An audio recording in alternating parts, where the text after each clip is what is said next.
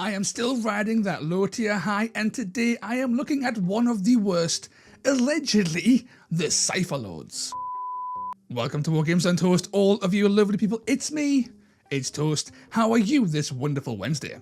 Last week we looked at the undercooked Corvus Cabal, and you better believe that today we are still scraping the bottom of the barrel. When it comes to warbands that people get a little bit emotional over, the CYPHER LORDS tend to be on the tip of everybody's tongue. Overpriced, squishy, no damage, the CYPHER LORDS really do have it all. But after playing them an ungodly amount these last couple of weeks, I've got some things I want to share, and hopefully you can pick up CYPHER LORDS at some point and get some success too. But before we dive into all of that, please consider leaving a like, a comment and subscribing, as that helps me fight against that dastardly YouTube algorithmic demon. And if you want to help in a more tangible way, then please consider joining my Patreon or my YouTube members, like all of these wonderful people on screen now. You get access to some extra content, giveaways and more. But without further ado, let's get on with the show. Starting with reactions, we have Unexpected Assault. Unexpected Assault is both underwhelming and pivotal to the execution of the soon-to-be-discussed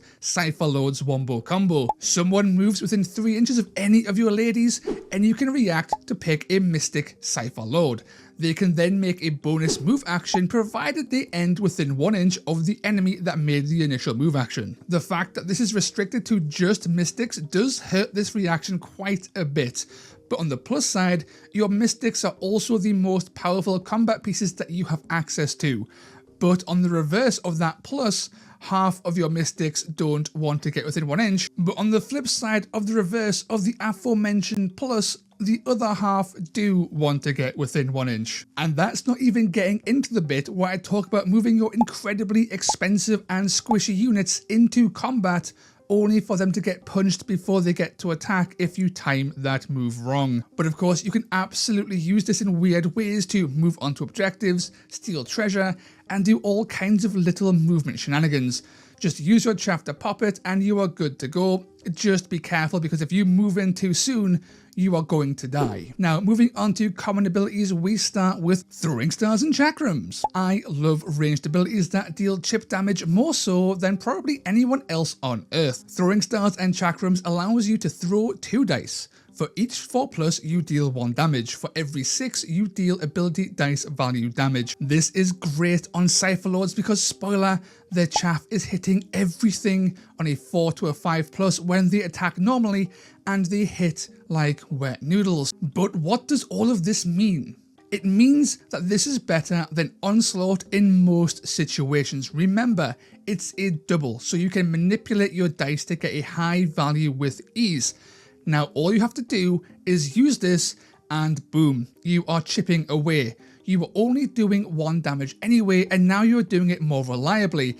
Then if you do land a 6+ to hit, you deal 2 times the crit damage you would have done on a standard attack. Throw in range 6 and 2 dice, not 1, and you better believe chakrams do work on the battlefield. I use chakrams almost every turn, and the damage they deal over the course of the game is well worth the investment. Look, put it this way, CYPHER LORDS struggle to kill things with high toughness and low toughness. So dealing flat damage that ignores all of their stuff is great. It also prevents reactions like Swift Retribution from Questor or Counter from literally everybody else. If you play CYPHER LORDS, you will learn to love chakrams. Acrobatic Leap. Do you want to fly on command? Well, tough shit boyo, you don't get to do that. Okay, you do, but it's a limited flight. Acrobatic Leap gives you all the benefits of Rush. That's good. And the addition of Fly. Oh lordy. But you can't fly more than 3 inches vertically. That's underwhelming. This limitation will absolutely bone you on some boards, but for the most part, Games Workshop terrain tends to be around about 2 to 3 inches tall, so you can just leap around most places and ignore things. This ability is actually great, and like chakrams, it will be pivotal to most of your games. Getting around easier on models this quick is just nice. Unlike the comparatively priced and executed ability in Corvus Cabal, this can be used by everyone. Screw you, birds. Spinning Somersault Strike. It's Rampage, but better in almost every conceivable way. You get to move your full movement, you get the cool flying stuff from Acrobatic Leap, and you still get a bonus attack action. You will use this, you will love this, it will do work.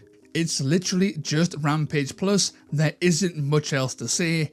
I love this despite its mundanity. With all of that out of the way, let's move on to units, and we start with the Thrallmaster. The Thrallmaster started life as a model I hated with a burning passion. This thing was a tax, an abomination, a overpriced husk that would never amount to anything in life. Hitting a bit close to home there, Toast. But after playing this lass a lot, I actually love her to bits. She is overpriced at 205 points, but she's also just good enough that I don't really care. Toughness 5, 20 wounds, and movement 5 is great. The Mystic Rune Mark gives her free moves with Unexpected Assault, and 5426 is my kind of brutal profile. You start getting a little bit lucky, and the Thrallmaster becomes a force of nature. I have killed Fomeroid Crushers with the Thrallmaster. No joke, it was insane. Her biggest draw is her not quite so unique triple, the Shadowy Recall. Shadowy Recall is the reason CYPHER Lords are so expensive going forward. Games Workshop thought that making CYPHER Lords good would break the game because teleportation is really powerful. Then they forgot about that when they made more recent teleports for other factions whose gimmick has nothing to do with teleports. Looking at you, fleshy courts, so goddamn powerful. All that said, it's really good. You pick a minion within 12, no line of sight required, and then pop. They appear nearby, ready to rock someone's world. Teleportation is one of the best ability types in the game because it opens up the board in ways that boggle the mind of not only you, but your opponent. But especially you, if you are me. Teleport people into combat, teleport them out of combat, teleport them onto objectives, teleport them off of objectives because you want to go somewhere else. The list goes on. The issue is that this is a triple, which is expensive, and you can't teleport your best units, aka your Thrallmaster and your Luminate. Oh, and you can't teleport anything out of faction, which means you are either forced to pay for overpriced mid-range stuff or just teleport your chaff around, and neither of which actually feel all that great. But the Thrallmaster does also get the Shattered Gloom Globe, which is good. If teleporting stuff is used to get stuff into trouble, the Gloom Globe is there to reduce the amount of trouble you just got yourself into.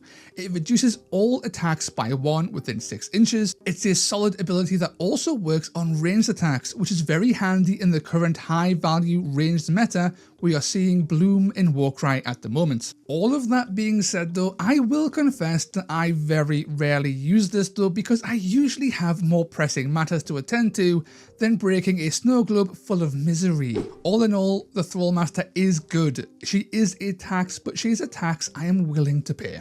The Luminate. Have you ever wanted to pay 175 points for a model that should be 25 to 50 points cheaper than it is? Well, do I have news for you? CYPHER Lords have the Luminate. Think of this lass as a Thrallmaster, but worse in almost every way, whilst also being marginally cheaper. Her big draw is her range 2 on her 5425 profile, and toughness 4, which is disgustingly rare in CYPHER Lords, 15 wounds, and also access to Shadowy Recall, the teleport. Oh, and she even has the Mystic Rune Mark for free movement stuff. The issue with this lass is that she doesn't combo with your reaction very well. She's very expensive, she is made of paper, and you kind of need one. Whilst not technically a tax, a secondary source of teleport is always useful in CYPHER Lords, and she is your only option besides taking a second Thrallmaster, which is also very expensive. I have always regretted not having one, but at the same time, whenever I have one, I regret having one. It's a troublesome situation to be in really, and it's one I struggle to deal with on a daily basis. Mirrorblades. We have 2 of those. Mirrorblades are bad. Mirrorblades are the actual reason CYPHER Lords have the reputation of being overpriced and crap. Thrallmasters, actually acceptable. Luminate's kind of oofy, but workable. Mirrorblades, hot damn, what were they thinking? Toughness 3 and 10 wounds on models costing 100 to 135 points is painful. So painful that even thinking about taking them makes my skin crawl. The worst part, if you are running CYPHER LORDS and running them pure CYPHER LORDS, you are biting that bullet in most cases because these are your main sources of damage, the things you actually want to teleport. And that's because 4425 or 5424 are great profiles to have, especially when they are getting in for free with Shadowy Recall. And if you can keep them safe to land that teleport double attack combo, it feels great. The issue is, even with all of those offensive stats being wonderful, they are still overpriced by 10 to 20 points a pop, and it always feels bad to have a model this expensive with these defenses this bad. Sure, they are meant to be glass cannons, but hot damn, they could have thrown them literally anything else defensively. I do take them and they do work, but if your opponent is paying attention and they realize that they are that squishy, they will hunt them down every time. Why? Because of Mindbound. We have 2 of those. That's right, Mindbound. These guys have the exact same defensive profile, but are 60 points cheaper. The very second anyone with threat projection realizes they can kill a 130 point model as easily as throwaway chaff, they will gun for them. They know how much it pains you to lose a Mirrorblade, and they will go out of your way to make you feel that pain over and over again. That being said, Mindbound are actually okay. Toughness 3 and Wound 10s is kind of okay for 70 points, less so for 80 with their spears, and the offensive kit is actually passable at 4313 and 3314 based on the flavour. These are here to add numbers, move fast, throw chakrams, and be chaff, and be the triggers for your reaction. They won't do much killing, but they aren't complete pushovers. Unlike standard elf profiles, the extra 2 wounds does make a difference when fighting a lot of things, and sure, 70 points is a lot, but what can you do? It's still verging on that side of acceptably priced in my eyes, but only just. Now, I would stick to regular Mindbound, but the range 2 variant is okay too if you have some points lying around. Those lads and the range 2 Mirrorblades also get a funky ability called Low Sweeping Blow. This is a less effective chakrams, also on a double that hits everything within 2 inches. It can do work when fighting hordes, and I like it for that very niche application. It's especially good on Mindbound, who deal very little damage as standard, so get more benefits out of this compared to Mirrorblades, who likely just want to onslaught instead. Pivoting onto allies, we have the usual suspects: the Fomoroid Crusher, the Varangard, the Myrmidon, and the Trueblood. These all do work and make for great anchors or bring great utility when looking at the Trueblood. You can't go wrong with any of these guys, so feel free to indulge. If you want to get a bit weird though, I do have 2 options for you. The Mindstealer Spheranx. This is the often overlooked Chaos ally that just brings an awful lot of utility to the table. Nets, ranged abilities, complete shutdowns, decent durability, okay in combat, fast, not too expensive. I love this thing and it works wonderfully with CYPHER LORDS. This thing has single-handedly won so many games for me because it brings so much to the table. I love running this thing with +1 damage, but you can take it however you want, it's just great. Ephelim's Pandemonium. Okay, I will save the ins and outs of Ephelim's Pandemonium for a separate video because this Bladeborn warband is both incredible and incredibly complex. In short, this warband gives you access to very powerful and mind-boggling and cheap teleport plays, revivals, pulls, chaff, projection, and melee presence. They bring so much to CYPHER LORDS, it's not even funny. They fill so many gaps and clog all kinds of holes with their toolbox of models and abilities, and I love them. I have had the most success with CYPHER LORDS when they take some FLM goodness, and the success has not been insignificant, as in FLM Cross CYPHER LORDS has beaten everything from Cities of Sigmar to Iron Jaws to even Caradon Overlords. Twice. Some of that might have been luck, but at the same time, FLM does do work. His warband can help carry the copious amounts of slack the CYPHER LORDS unfurl, and do it in a svelte package I am all over. Now before I sign off and do conclusions, let's look at some lists.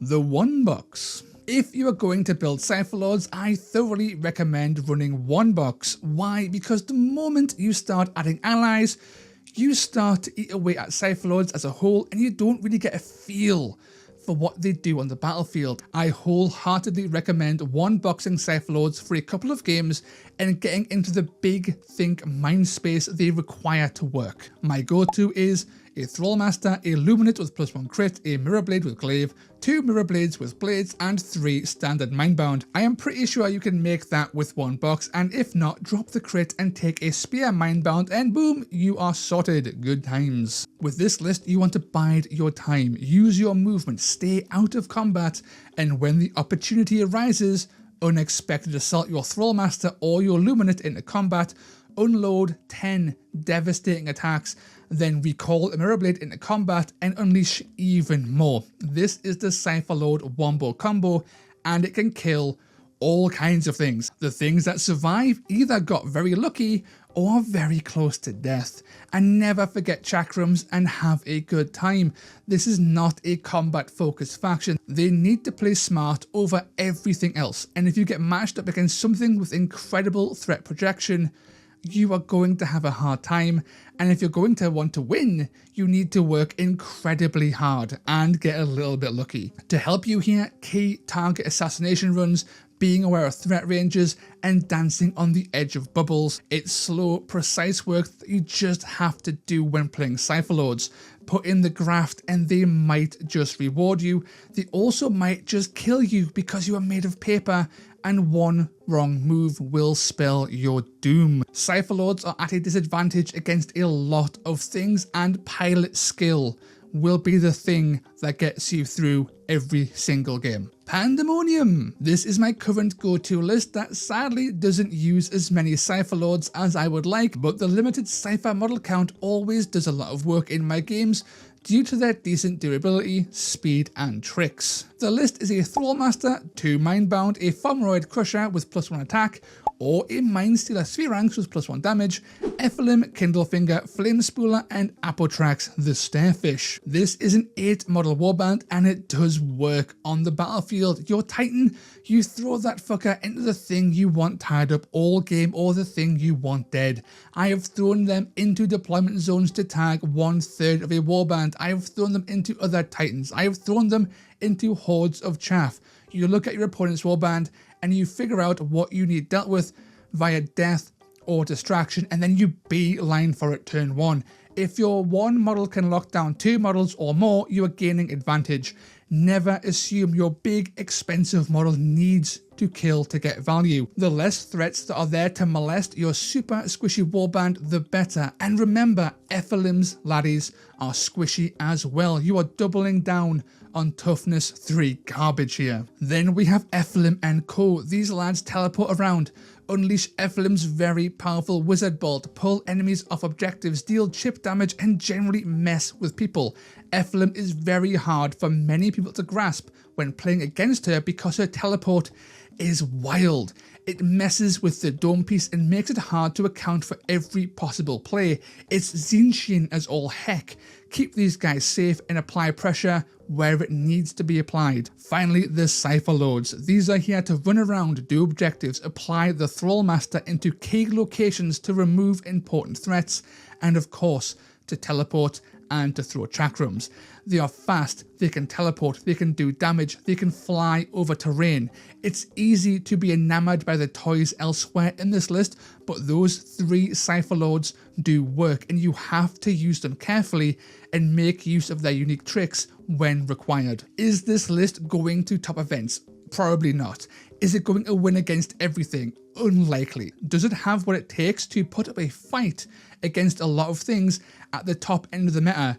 Yeah, it really does, and it's a lot of fun and my current go-to for playing games of Warcry. It's supremely satisfying to play and helps elevate CYPHER LORDS by removing all the bad bits of CYPHER LORDS, which sadly is most of CYPHER LORDS. Overall, the CYPHER LORDS are a fun faction with a gimmick that has been butchered by a short-sighted need to keep them in check. This has left nearly every model in their warband being overpriced, the Mirrorblades and the Luminate being the biggest offenders. Thankfully, a lot of their weaknesses can be overcome with allies, and even when you stay true to the CYPHER LORDS way, they can work with a lot of practice, the right matchups, and clever play. One box CYPHER LORDS has even won events at Warhammer World, which is pretty darn cool. CYPHER LORDS are a cerebral faction in a game that simply doesn't reward that kind of play a lot of the time. Warcry can be incredibly unga bunga, and even at the top tables, having big things that can hit things tends to be the way. CYPHER LORDS can partake in that, but for the most part they are too expensive to chill with the big lads. Every win I have had with CYPHER LORDS has been the most satisfying game of Warcry I have ever had, but it's also been exhausting in a way no other faction does. I love them as they are, but they do need some help to get out of that dreaded pants tier. But that's the end of this video. If you liked what you saw, please consider leaving a like, a comment and subscribing. As always, a huge shout out to my patrons and members who help support the channel, and a massive shout out to my algorithmic demon slayers, Armor Enthusiast 7, Brioche, CT6497, Girth Demon, Head Knight of Paint, Heinz D, Long Run Hobbies, Lord Finelax, Sam, Tough, Tootin' Baby, and Velas. Until next time, lads, ladies, and everyone in between and beyond, ta-ra.